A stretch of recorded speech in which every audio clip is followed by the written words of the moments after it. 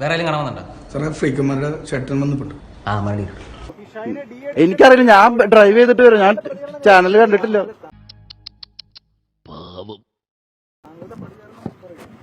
നിങ്ങൾ പറഞ്ഞില്ലേ, ഞാൻ ചാനൽ എടുക്കാൻ വേണ്ടി വന്നതാണ്, ഇങ്ങോട്ട് വരാൻ പറഞ്ഞു വരാൻ വന്നതാണ്. പച്ചവെള്ളം ചവച്ചു കുടിക്കണ പഞ്ചപാവം അങ്ങോട്ട് ഇറങ്ങിയില്ലേ? ആ കൊണ്ടുപോയിട്ടുണ്ടാവായിരിക്കാം. എന്തേ എനിക്കറിയില്ല, എനിക്ക് കൂടുതൽ കാര്യങ്ങൾ അറിയാമല്ലോ. എന്തോ കുഴപ്പമുണ്ടല്ലോ.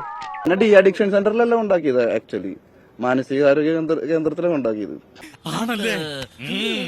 നിന്നെ ആദ്യം കണ്ടപ്പോ തന്നെ എനിക്ക് മനസ്സിലായത്.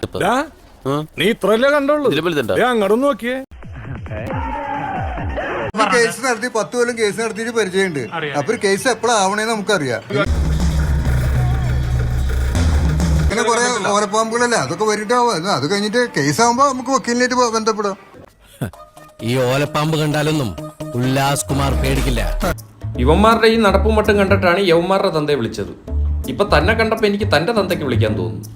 അന്വേഷണ സംഘം എഴുതി തയ്യാറാക്കിയ ചോദ്യാവലിക്ക് മുൻപിൽ നടൻ അക്ഷരാർത്ഥത്തിൽ പെട്ടു. നീ അറിഞ്ഞ ഞാൻ പെട്ടു. 4 പ്രധാന ഏറ്റുപറച്ചിലുകളാണ് ഇന്നത്തെ ചോദ്യം ചെയ്യലിൽ ഷൈൻ ടോം ചാക്കോ നടത്തിയത്.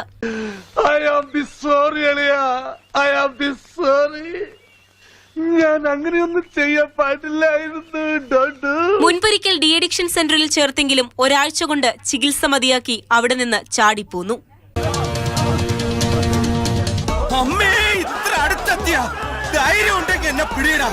നിങ്ങളാരും പോയിട്ടില്ലേ ഡി അഡിക്ഷൻ സെന്ററിൽ? ഒരു കുടുംബത്തിൽ ഒന്നും ഇങ്ങനെയാവാം.